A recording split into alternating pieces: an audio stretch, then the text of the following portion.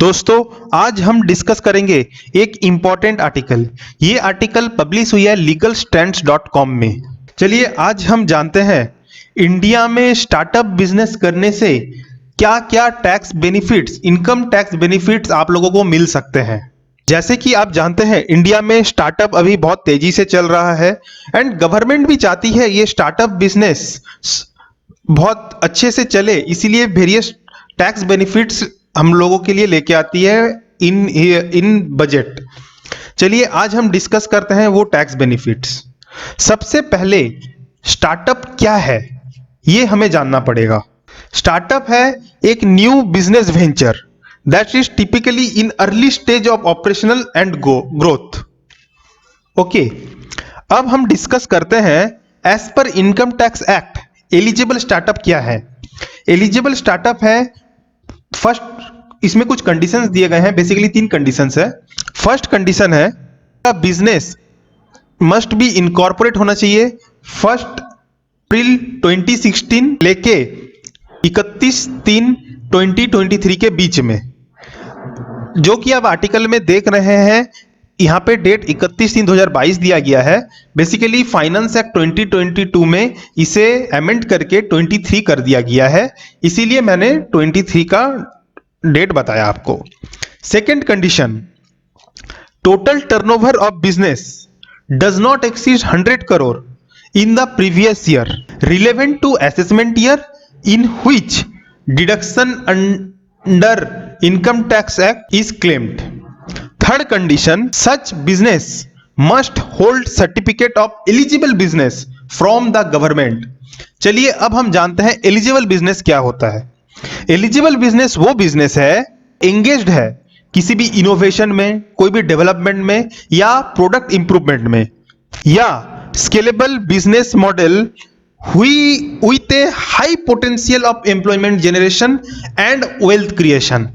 अगर इसमें आपका बिजनेस फॉल करता है देन वो एलिजिबल बिजनेस कहलाएगा। एंड एलिजिबल बिजनेस अगर गवर्नमेंट से सर्टिफिकेट होल्ड करता है, उसका प्रीवियस ईयर का टर्नओवर 100 करोड़ से ज्यादा नहीं होता है एंड वो इनकॉर्पोरेट होता है मेंशन डेट के बीच में, देन वो एलिजिबल स्टार्टअप कहलाएगा।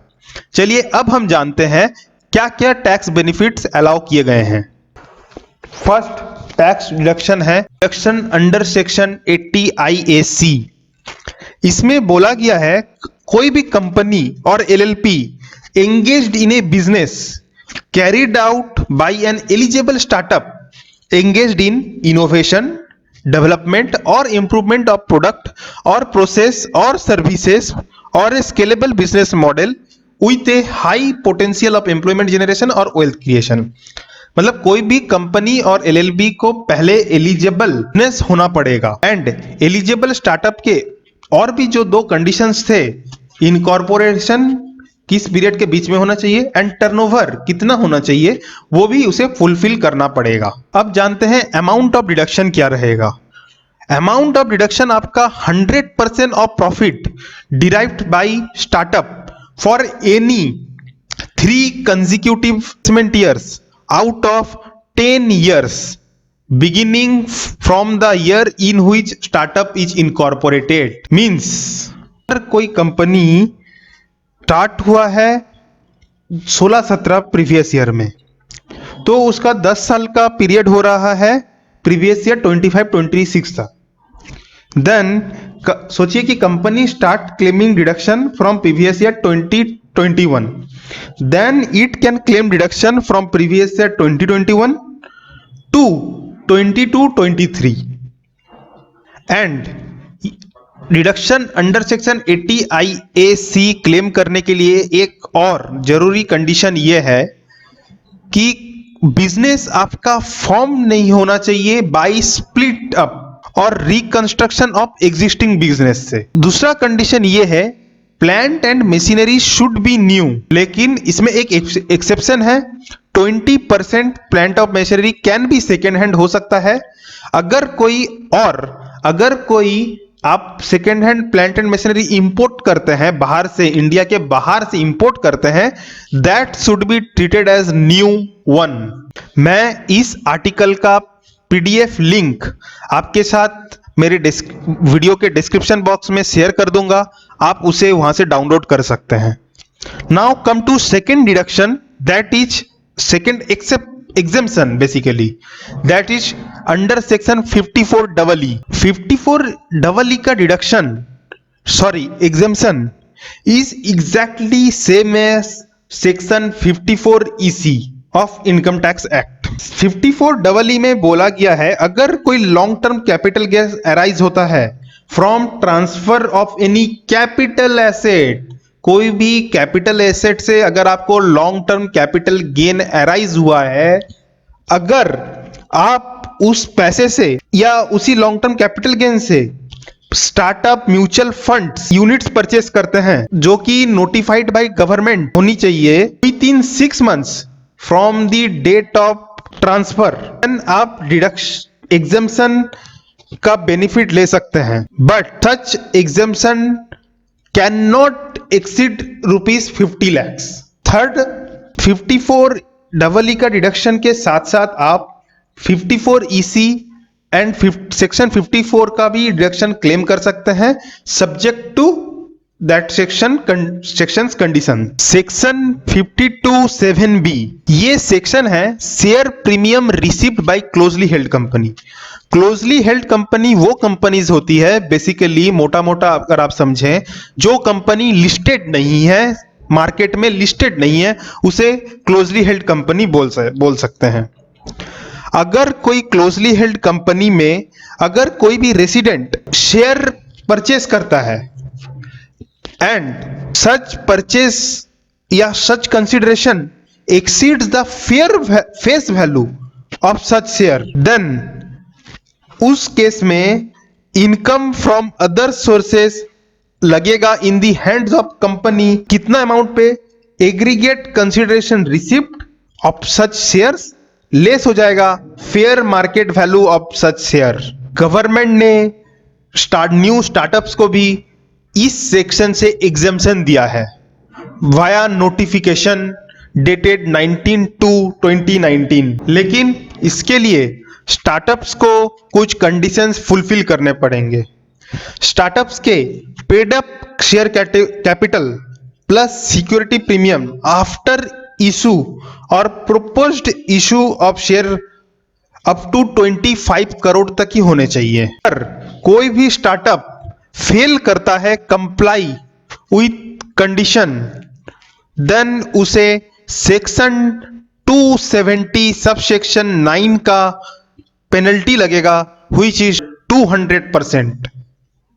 डिस्कस करते हैं another exemption of long term capital gain. अगर कोई भी इंडिविजुअल और HUF कोई भी रेसिडेंशियल प्रॉपर्टी बेच के पैसा लाता है और उसे एलिजिबल कंपनी के जो कि एलिजिबल स्टार्टअप है उसके इक्विटी शेयर में इन्वेस्ट करता है, जो क्या ना यूटिलाइज किया जाएगा by the company for the purchase of new plant and machinery. Eligible company means that company which is incorporated in India in the financial year in which capital gain arises on or before the due date of filing income tax return under section 139 subsection 1 by the SSE। Eligible company means engaged in eligible business।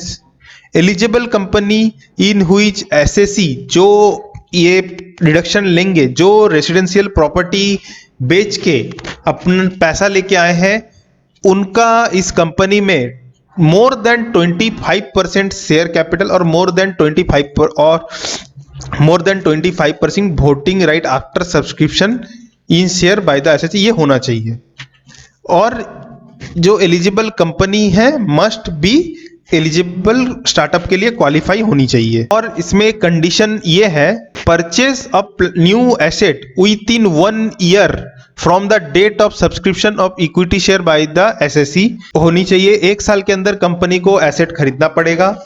और ये जो individual और HUF company में equity share own करेंगे वो 5 साल तक उसे ट्रांसफर नहीं कर सकते। अगर 5 साल के अंदर इसे ट्रांसफर किया, सच जो डिडक्शन मिला, एग्जम्पशन मिला है in capital gain under section 54 GB में, उसे डीम्ड इनकम बोल के मान लिया जाएगा।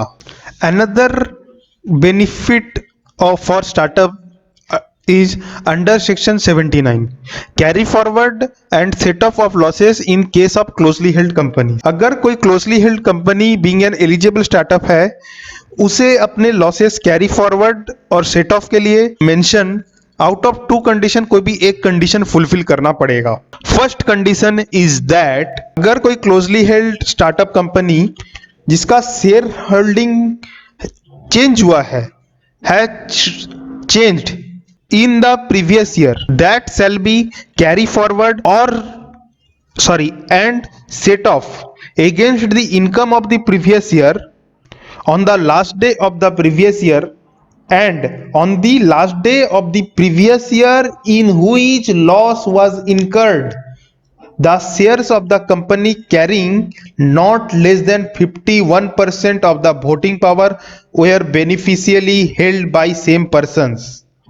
सपोज प्रीवियस ईयर 31 मार्च 20 को आपका लॉस है 2 लाख रुपीस, 31 मार्च 21 को आपका लॉस है 3 लाख रुपीस एंड 31 मार्च 2020 को आपको प्रॉफिट है 10 लाख रुपीस। आपका शेयर होल्डिंग चेंज होता है 31 जून 2021।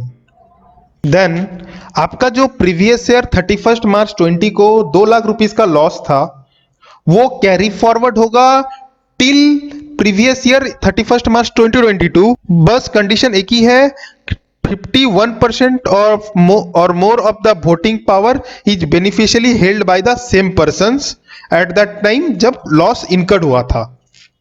Okay, now come another loss that is 31 मार्च 21। 31 मार्च 21 को अपना लॉस था 3 lakhs, that shall be carry forward to previous year 31st March 22 if as on 31st March 21 and 31st March 22 51% or more of the voting power is beneficially held by same persons, then आपका जो loss है 31 मार्च 21 का वो भी carry forward और set of हो सकता है 31 मार्च 22 का 10 लाख का प्रॉफिट के साथ। ये था आपका first condition. Now come to second condition. Condition 2 applicable to a closely held company being an eligible startup if condition 1 is not satisfied. अगर शेयर होल्डिंग पैटर्न में सेकंड कंडीशन ये बोलता है the loss incurred in any year prior to the previous year shall be allowed to be carry forward and set off against the income of the previous year if all the shareholders of such company who held shares carrying voting power on the last day of the year or years in which loss was incurred continue to hold those shares on the last day of such previous year and such loss has been incurred during the period of 7 years beginning from the year in which such company is incorporated। Second condition then पढ़ के हमें यह समझ आता है, उसमें कहा गया है अगर कोई लॉस इनकर्ड हुआ है प्रीवियस ईयर या उसके पहले प्रायर टू प्रीवियस ईयर में, उसे हम सेट ऑफ या कैरी फॉरवर्ड कर सकते हैं, लेकिन जो भी share holder in that previous जब लॉस इनकर हुआ था, जो भी शेयर होल्डर्स शेयर को होल्ड करते थे carrying voting power on the last day of the year और years in which loss is incurred shall continue to hold the shares on the last day of such previous year. सारे share holders को अपना shares and voting power hold करके रखना पड़ेगा in the last day of such previous year and such loss incurred होना चाहिए with in 7 years from the beginning of the company is incorporated। Section 79 समझना थोड़ा difficult है, आई नो दैट। इसके लिए मैं अलग से एक वीडियो लेके आऊंगा, उसमें अपने सेक्शन 79 को विथ एग्जाम्पल हम उसे डिस्कस करेंगे एंड एवरी पॉइंट हम उसे डिस्कस करेंगे। फ्रेंड्स, ये था आज का वीडियो जिसमें हम लोगों ने डिस्कस किया है tax benefits allowed to eligible startups under startup India programme. ये आर्टिकल पब्लिश हुआ है, जैसे कि मैंने कहा है legalstands.com के साइट्स में मैं ये आर्टिकल का लिंक आप लोगों के साथ डिस्क्रिप्शन बॉक्स में शेयर कर दूंगा। आप लोग वहां पे ये आर्टिकल पढ़ सकते हैं। कोई भी क्वेरी इस रिगार्डिंग रहेगा, आप कमेंट बॉक्स में मुझे क्वेरी रेस कीजिए, मैं उसे जल्द से जल्द, मेरी टीम उसे जल्द से जल्द रिवर्ट करेगी। अगर कोई भी स्टार्टअप टैक्स बेनिफिट या टैक्स क्लेम करना चाहते हैं इस अंडर इनकम टैक्स एक्ट, तो हमसे संपर्क कर सकते हैं, हमें मेल कर सकते हैं। डिस्क्रिप्शन में हमारा मेल आईडी भी दिया हुआ है। तो ये था हमारा आज का वीडियो। ऐसे और वीडियोस आप लोगों के लिए मैं लाता रहूंगा। इसके लिए चैनल को सब्सक्राइब एंड बेल आइकन को हिट कीजिए। Thank you for watching this video.